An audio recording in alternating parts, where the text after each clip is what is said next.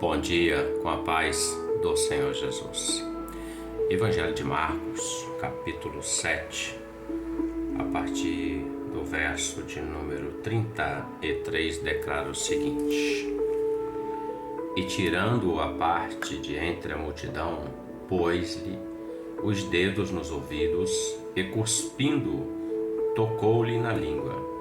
E, levantando os olhos ao céu, suspirou e disse: Efatá, isto é, abre-te. O episódio em questão fala da cura de um homem que era surdo e gago. E Jesus passa por aquela região de Decápolis fazendo a obra de Deus.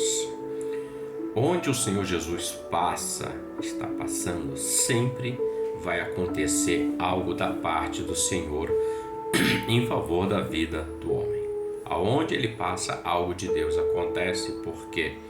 Porque todos aqueles que vão até o Senhor de forma alguma rejeita, o Senhor de forma alguma deixa de atender, de ouvir o clamor, o apelo, o rogo, a súplica, aquilo que foi buscar. Veja, Jesus ele toma uma ação. Refletindo nesse verso mais especificamente, o de número 33, porque sabemos que o Senhor curou esse moço. Ele voltou, ele ouviu e ele falou fluentemente, de modo que ele ouvia e falava perfeitamente, porque aquilo que Deus faz na vida do homem é perfeito, não é algo remendado, não é um vaso colado, não é nada disso. É algo novo, perfeito, maravilhoso, funcionando. Pois bem, o verso de número 33, ele me chama a atenção para a nossa reflexão, que diz que Jesus o tirou à parte de entre a multidão e pôs os dedos no ouvido dele, cuspiu, tocou na língua dele e declarou: abre-te. Muitas das vezes o milagre, a operação do Senhor não acontece na vida do homem porque o homem ainda está no meio da multidão. A multidão é como se fosse o grande ruído, o grande barulho que impede o homem de ouvir a voz do Senhor. Jesus tira ele dessa multidão e ali o Senhor opera um milagre.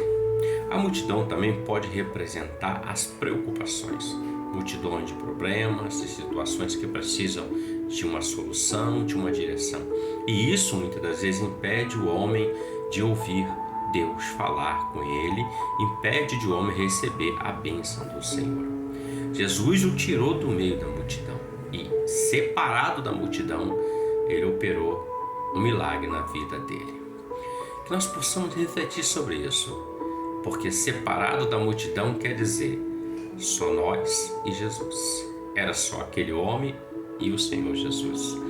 E quando está somente nós e o Senhor, nós estamos prestando atenção, ouvindo e sentimos o toque dele.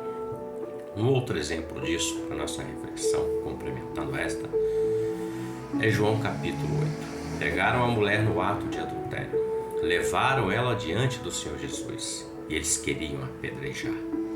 E o texto diz que Jesus disse: quem não tem pecado que atire a primeira pedra, e todos foram embora.